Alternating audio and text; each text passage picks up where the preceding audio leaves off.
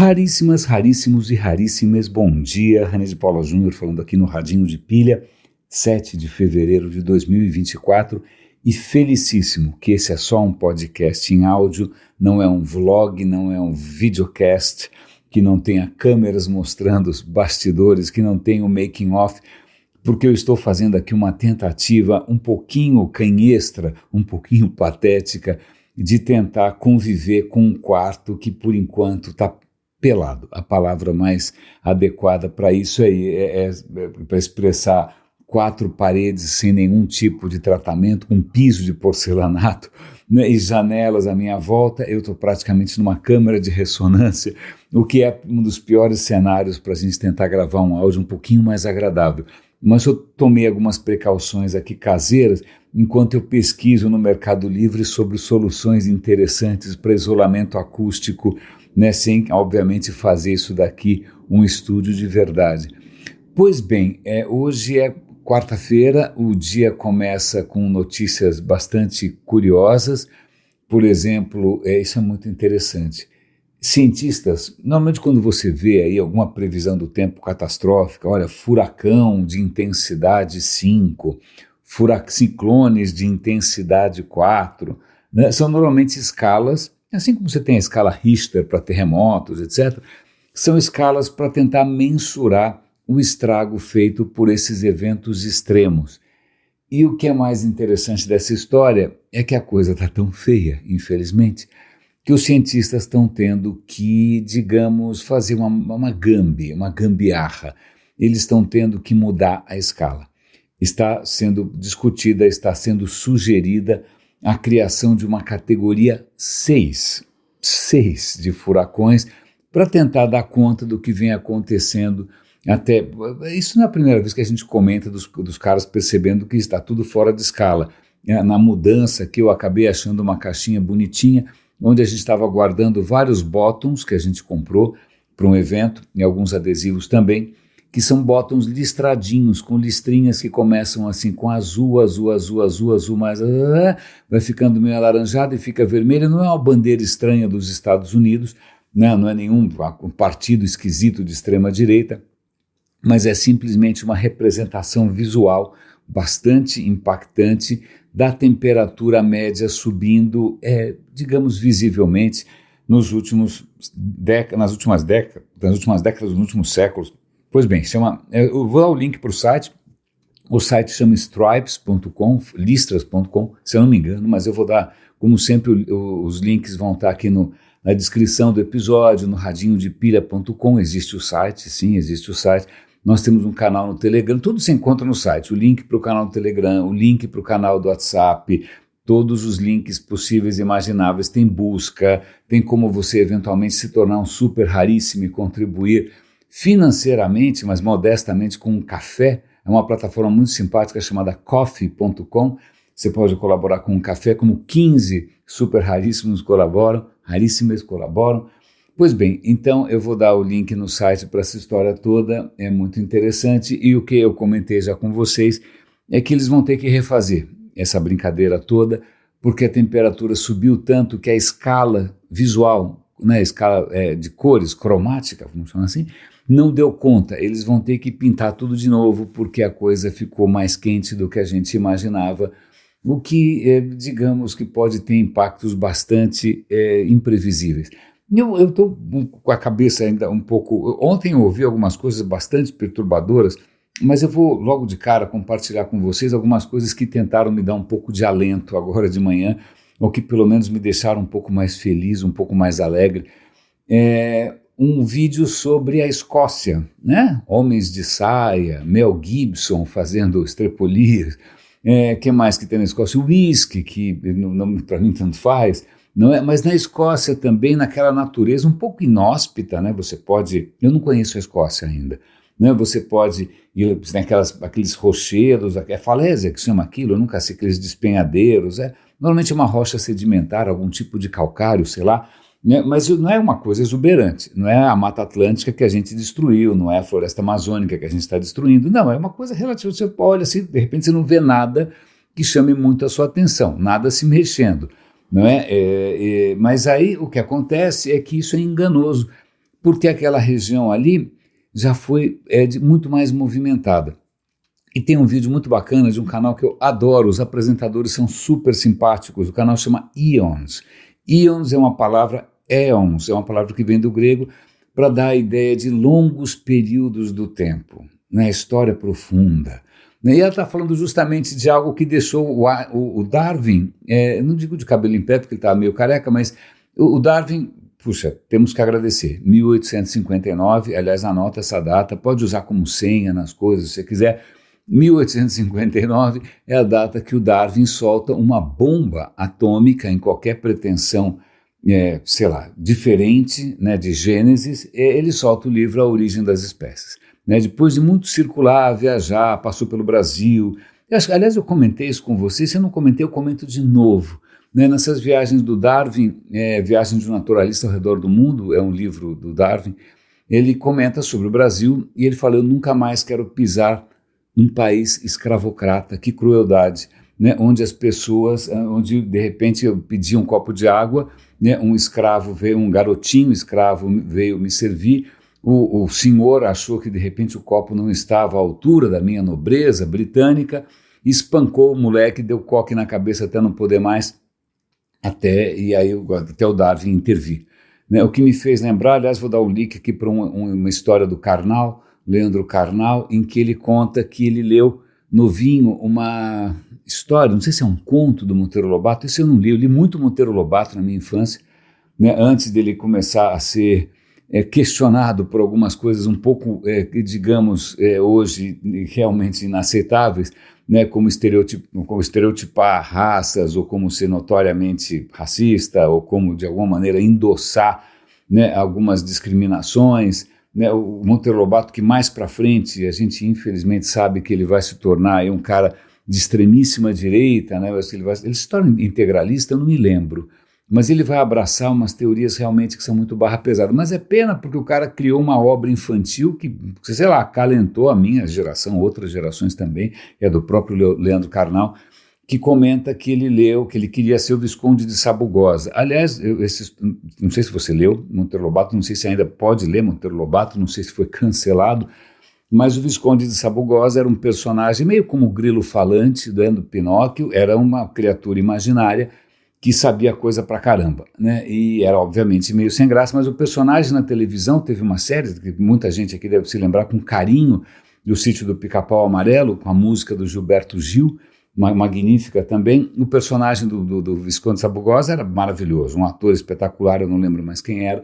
Em vários momentos na minha presença online de produção compulsiva e incansável de conteúdo, eu já me tentei identificar com uma imagenzinha, com um bonequinho do Visconde de Sabugosa, né, por essa vocação um pouco CDF desde pequenininho. Por que eu estou contando essa história? Porque o Leandro Carnal leu, em paralelo com as outras coisas, nas Reinações de Narizinho, né, sei lá o quê, ele leu A Negrinha. A Negrinha é um conto, acho que do Machado, do Monteiro Lobato, em que ele descreve a crueldade de uma senhora respeitabilíssima na sociedade, uma senhora imensa, né, que ficava o dia inteiro na cadeira de balanço, muito rica, né, puxa-saco, né, rato de igreja, puxa-saco do pároco, né, e o pároco também admirava a moça, e prova da sua cristandade, da sua caridade natural, é que ela cuidava de uma negrinha alforriada, cuidava a modo de dizer, espancava, torturava, massacrava,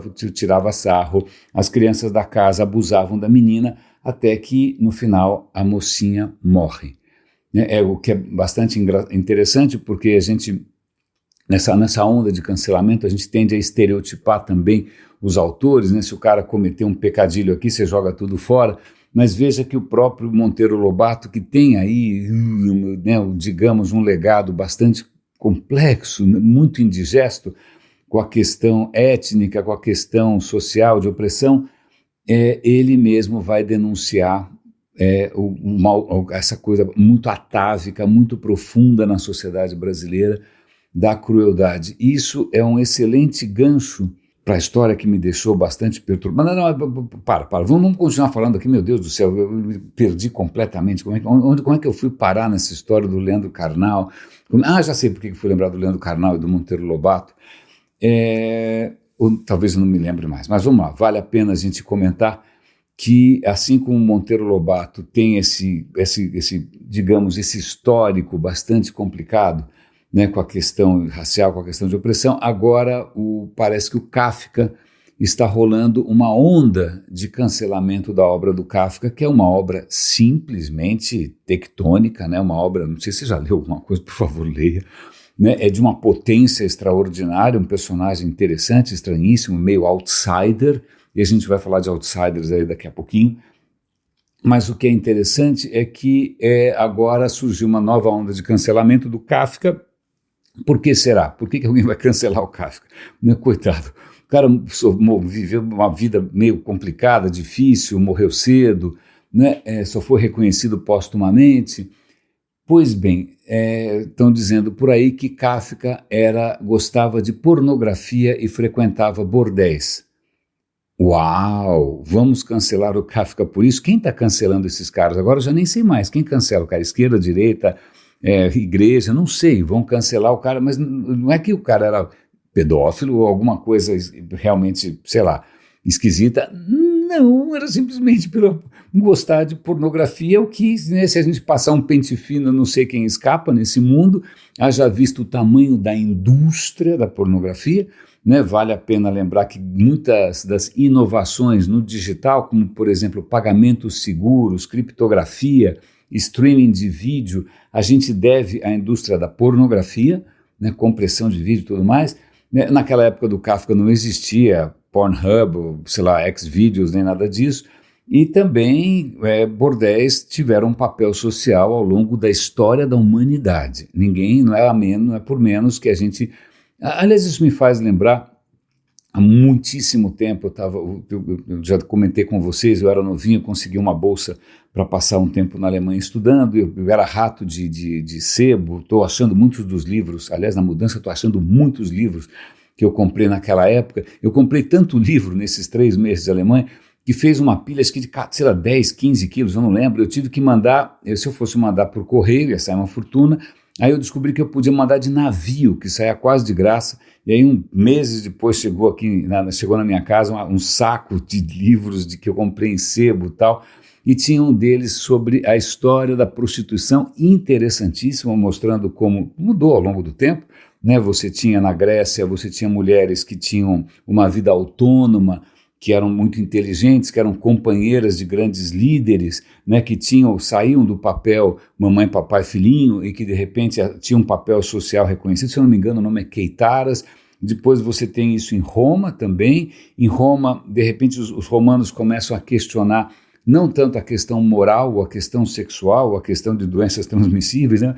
Mas também a questão de, isso não parece que não era tão grave, mas o gasto de dinheiro com isso, era dinheiro demais, depois você tem, bom em suma, né, faz parte da história da civilização esse tipo de serviço, né, que tomou diversas facetas aí ao longo do tempo, mas eu duvido que você possa cancelar alguém por, sei lá, bom, deixa para lá.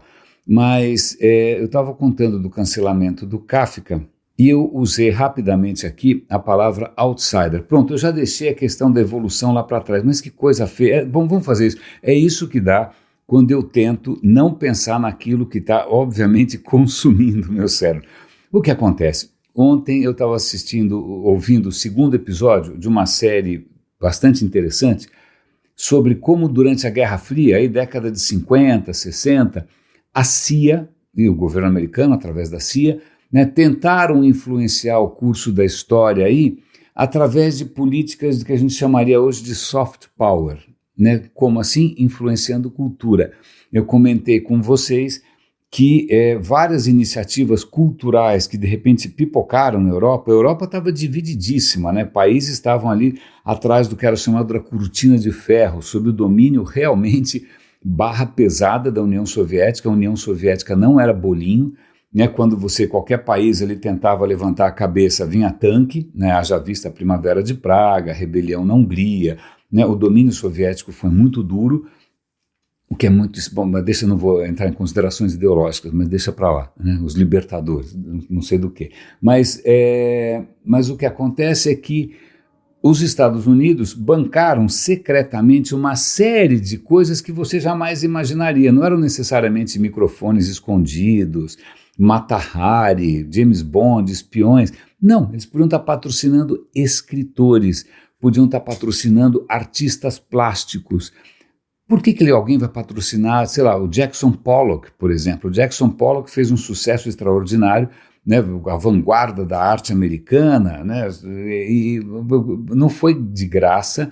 Na verdade, você tinha aí um apoio por trás do governo americano para tentar mostrar para a juventude do mundo, uma juventude que estava muito seduzida pelas ideias do Mao Tse Tung, pelas ideias do Stalin, aquele livrinho vermelho horroroso do Mao, aquela porcaria.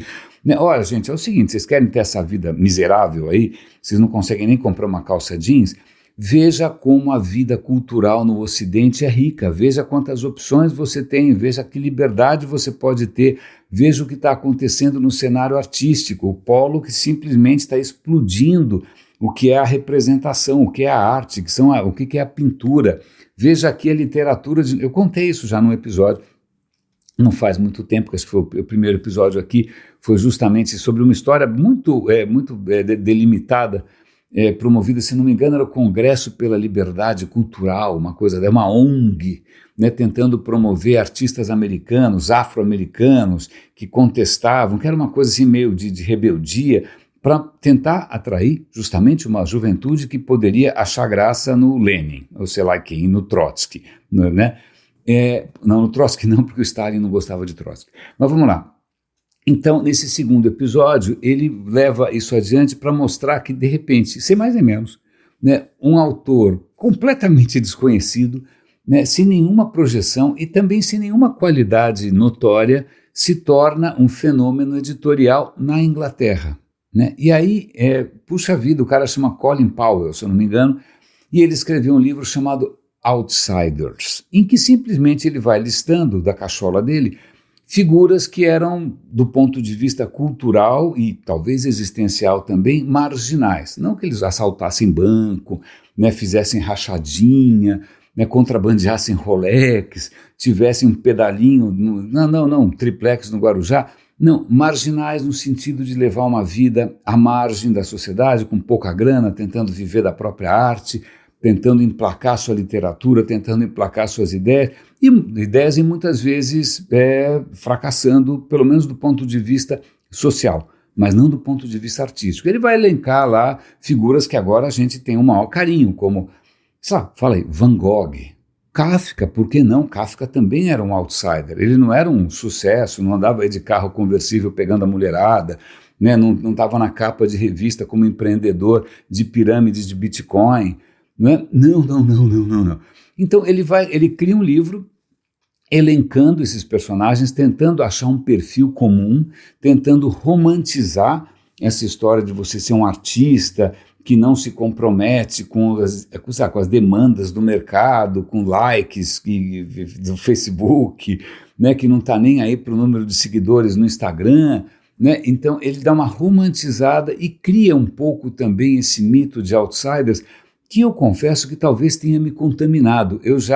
Se eu parar para pensar na minha própria produção aqui, digital e analógica também, talvez eu dentro, não vou falar isso por aí, né, só estou falando entre nós aqui, eu talvez me fale, desculpa, eu prefiro continuar um outsider, porque eu olho para os insiders e eu não acho graça nenhuma. Né, eu não quero ser esse cara, eu não quero ter essa Ferrari, eu não quero ter um navio de 500 milhões de dólares, deixa eu ficar um pouco fora desse jogo. Estou até lembrando do meu tempo de ECA, de faculdade, eu fiz rádio e TV na ECA, né, de algumas maluquices que eu fiz ali. Se eu olhar nas entrelinhas, tem aí esse sonho, essa romantização do outsider, e talvez isso venha desse livro, que eu felizmente não li, mas eu devo ter ouvido as reverberações, né? Já que a gente está falando aqui de ressonâncias, ecos, acústica, eu devo ter sido impactado por essa cultura, né? Por essa coisa, sobretudo de contracultura, né? Essa coisa meio beatnik, gente descabelada. Eu deixei crescer o cabelo,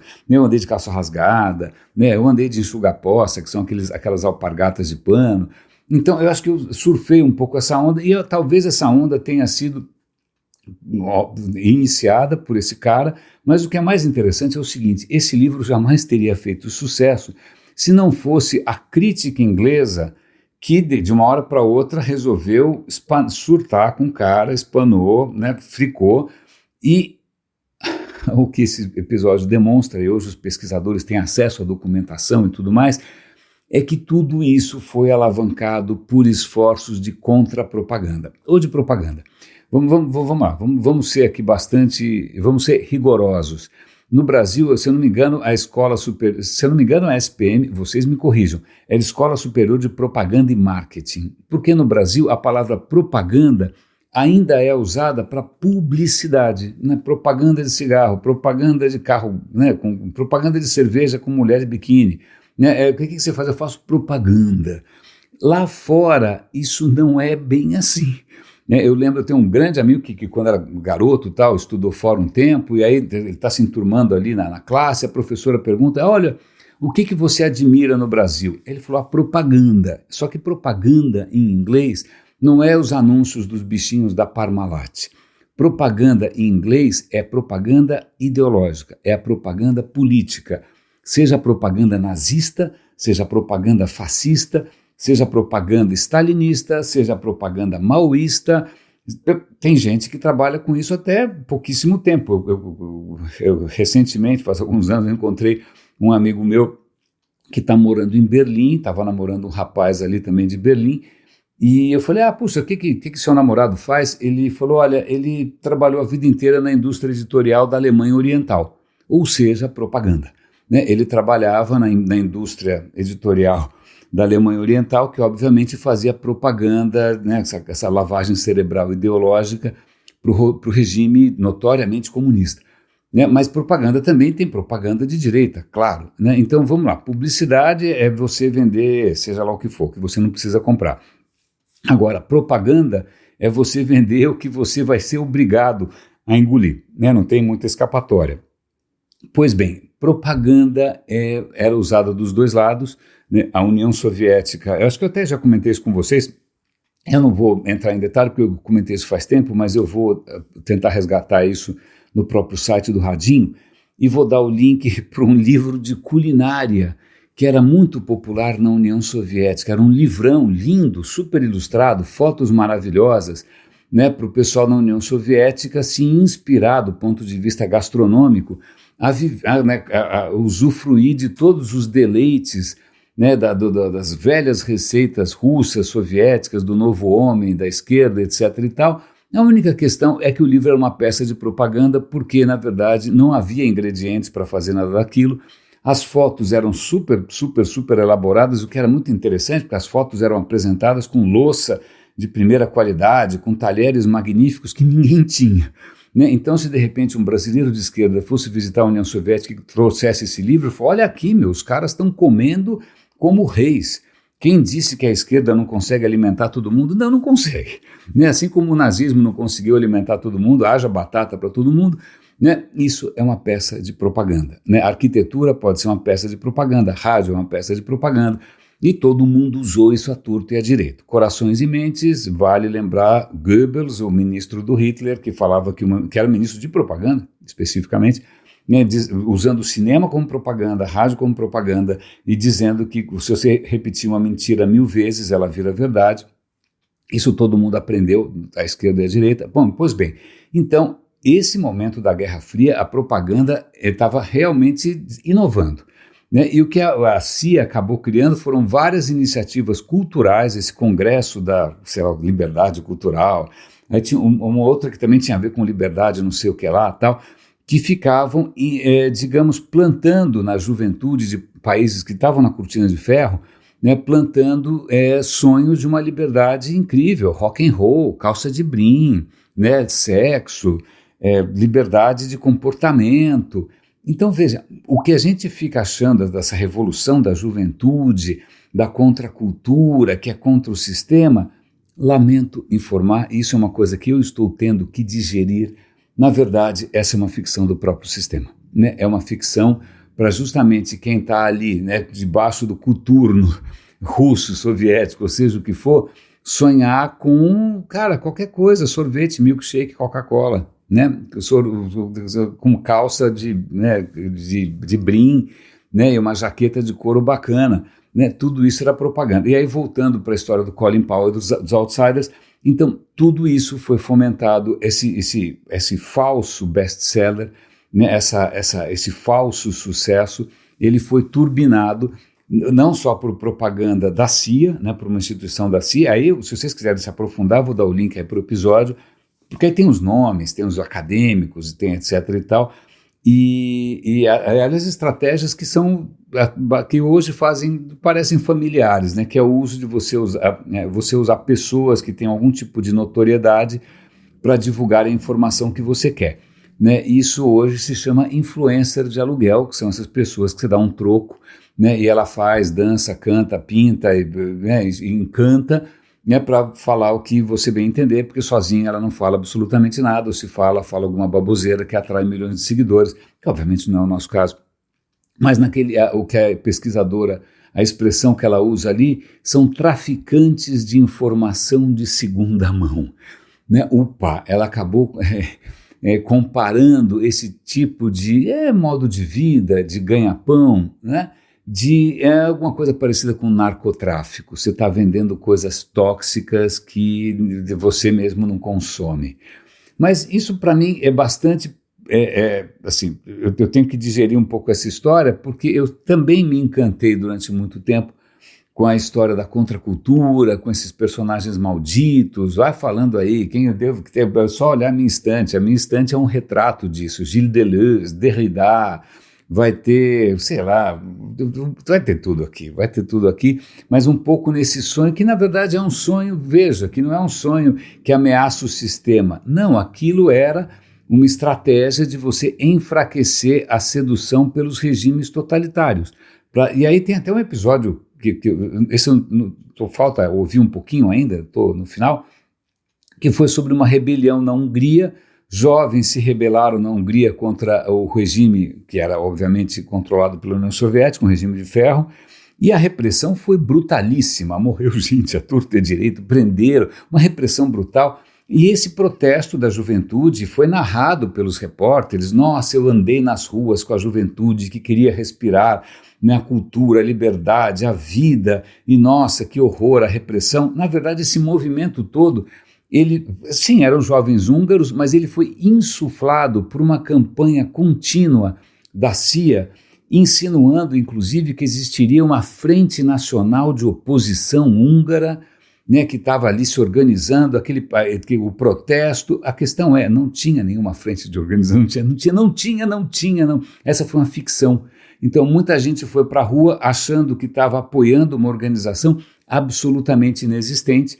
E aí, quando veio uma repressão que assustou todo mundo, o húngaro, pelo visto, não é de brincadeira, né? O mundo livre tirou o pé e resolveu não suportar ninguém, e foi uma decepção, haja vista que hoje a Hungria é um país profundamente autoritário. Né? E veja, os esforços de você tentar capturar a juventude envolviam ideias muito criativas, como balões. E não vamos pensar aqui nos 99 Luftballons da Nena, que era aquela cantora alemã na década de 80, né? A história é a seguinte: eles resolveram fazer panfletos, né, para a juventude atrás da cortina de ferro, acho que na Hungria mesmo, panfletos falando, olha, vamos protestar, vamos lá, liberdade, chega dessa tirania, etc. e tal. Fizeram zilhões desses panfletos, amarraram em balões mais leves que o ar, balões do tamanho de um carro, balões gigantes, e soltaram uma infinidade desses balões, né, em lugares em que o vento soprou. É um bombardeio de propaganda, literalmente, em cima das cabeças dos jovens. Imagina, o que o governo húngaro ou russo vai conseguir fazer a respeito disso? Não dá. Se ele derrubar o balão, aí que vai chover mais panfleto ainda.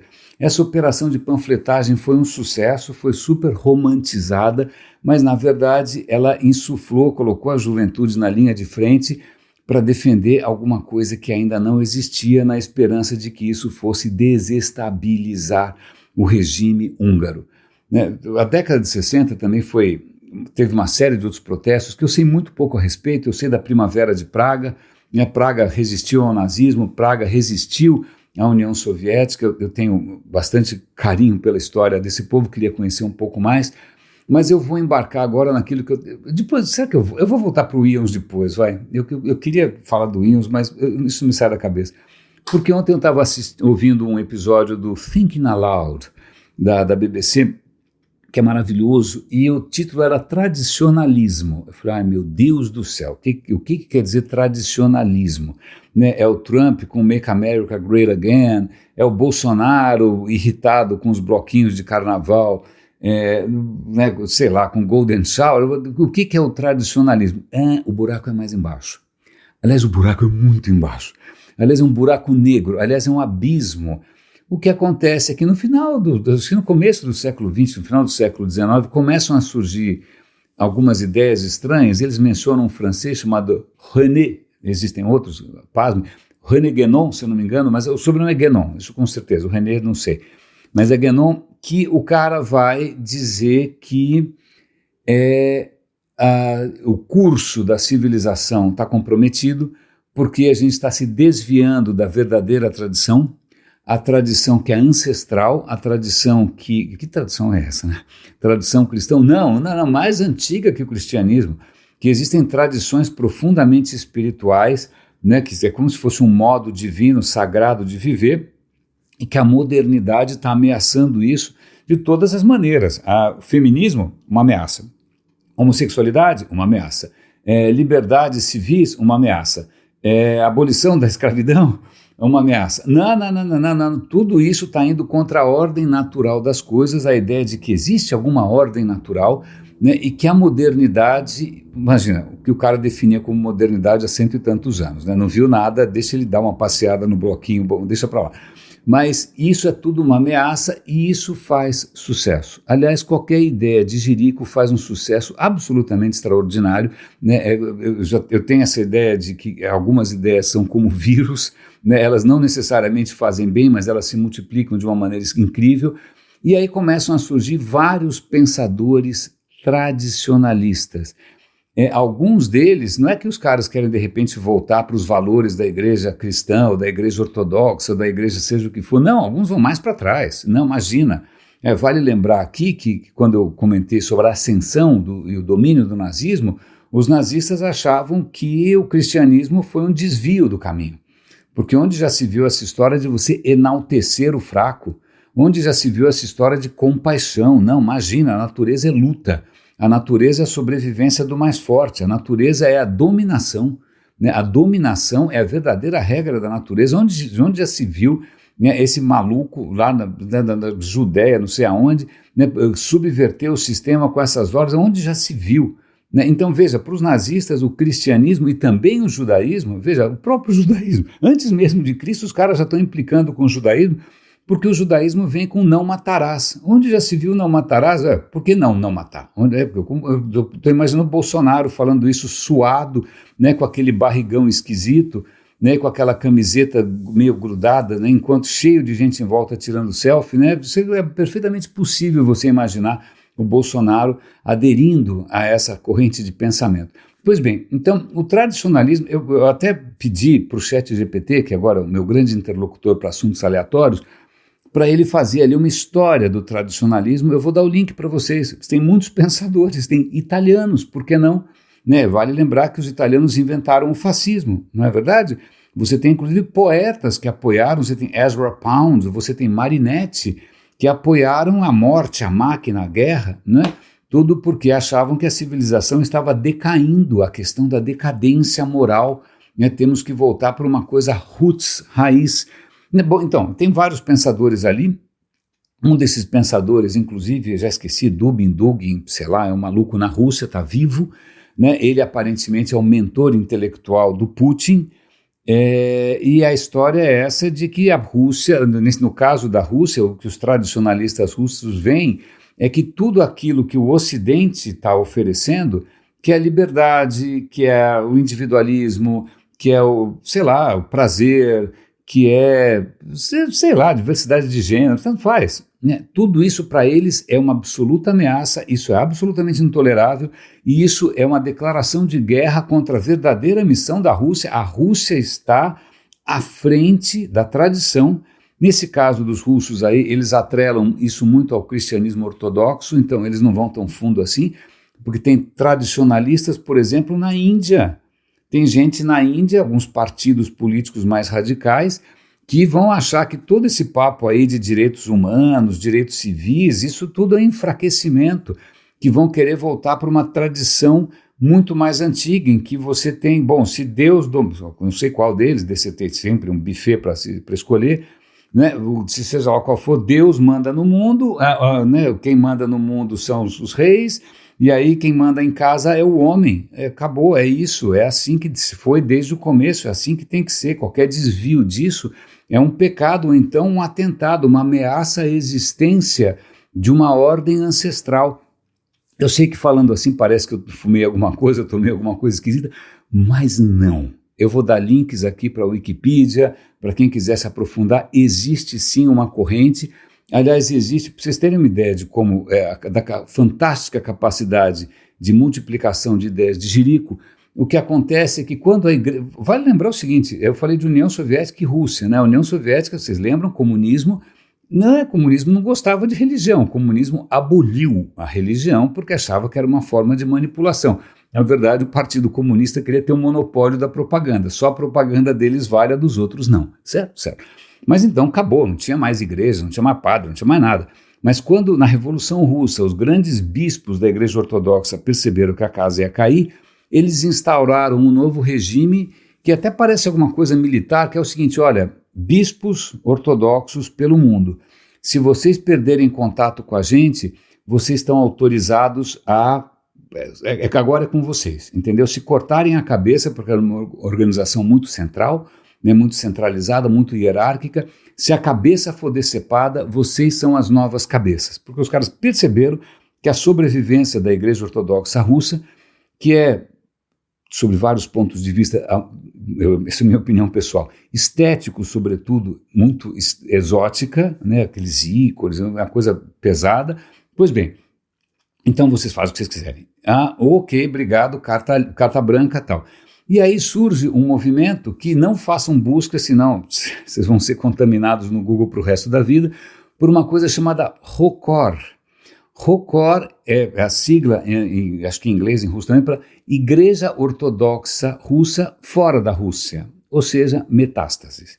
E aí o que acontece, muitos desses bispos, que, sei lá, de repente tinham fugido da Revolução Russa, estavam nos Estados Unidos, criaram comunidades rurais, né, para você criar ali uma comunidade religiosa com base na tradição pura, aí você fala, até aí tudo bem, não mata ninguém, quem quiser vai, é um país livre, afinal. Mas o que acontece é que esse sonho de uma volta à tradição, esse repúdio à modernidade, a questão secular, a história de você tirar o sagrado do mundo, imagina, a ciência quer tirar o sagrado do mundo, onde já se viu, né? Os jovens não querem mais saber de nada sagrado, onde já se viu essa história? Isso está atraindo, inclusive, americanos que estão decepcionados com o sonho americano e estão achando que a única saída é uma purificação espiritual, espero que não através de bombas nucleares, se possível, não é? Voltando para a tradição mais pura, que quem hoje representa é justamente a Igreja Ortodoxa Russa e o Putin. Agora você está entendendo por que o Putin é o Putin? O Putin é o Messias de um tradicionalismo, nesse caso baseado na Igreja Ortodoxa, tem outros tradicionalismos mais radicais ainda. Se você pegar aquele Steve Bannon, que é o ideólogo do Trump, que é uma figura absolutamente nefasta, horrível, né, que produziu conteúdo tóxico, está viralizando por aí, que deve ter selfie com Bolsonaro, com Carlos Bolsonaro, é o mentor intelectual dessa corja. Esse é outro tradicionalista, que ele acha que está tudo errado, que a gente está decaindo moralmente, que a gente tem que voltar para uma coisa mais raiz, onde já se viu essa coisa de miscigenação, onde já se viu essa coisa de LGBT, onde já se viu, né? Eu fiquei, desculpe, assustadíssimo com essa história. Eu não tinha ideia, agora as coisas fazem muito mais sentido, né? Vou dar os links aqui para quem quiser. Agora eu vou voltar para a questão do Darwin, pelo amor de Deus, vamos falar de alguma coisa boa nesse mundo. né? O Darwin, que foi muito cauteloso quando ele lançou essa teoria, porque a teoria dele explicava tudo sem ter que terceirizar. Entendeu? Não precisava terceirizar, não precisava de pombo, não precisava de sei lá quem, não precisava de nada. Né? A teoria dele é que, veja, se tem essa diversidade fantástica da vida, ela não surgiu de uma vez, né? Não foi em uma semana no Gênesis. Veja, a galinha, ninguém fez a galinha no Gênesis, desculpa, ninguém fez, porque a galinha notoriamente vem dos dinossauros. A não ser que, de repente, no Gênesis só fizeram lesmas e aí deixou rolar para ver o que acontecia e aconteceu a gente. Mas não. As criaturas que a gente vê hoje à nossa volta, todas elas você consegue reconstituir o seu passado, a maneira como a evolução foi se diversificando de uma maneira espontânea, sem nenhuma intervenção, sem nenhum dedinho, nenhum design divino, ou seja o que for. Aliás, eu fui ontem a um otorrino, estou sempre monitorando minha saúde auditiva, espero que vocês façam o mesmo, né, porque o ouvido não tem volta. E aí quando ele explica para você como funciona o seu ouvido, você percebe que realmente o design inteligente é uma falácia, porque o ouvido é uma das coisas mais completamente estapafúrdias, intrincadas, desnecessariamente complicadas. Imagina, né, se alguém fosse desenhar um sensor acústico, hoje não ia fazer a confusão que é o ouvido, porque o ouvido é um monte de coisa que pode dar errado ao mesmo tempo. Né? Tem cóclea, tem isso, tem aquilo, tem a trompa, tem conecta pelo nariz, equaliza a pressão, é uma confusão. É lógico, porque a gente veio herdando esse negócio e foi fazendo remendo do tempo dos peixes. Se você tem uma conchinha com água dentro do seu ouvido, é porque você é um peixe de pé.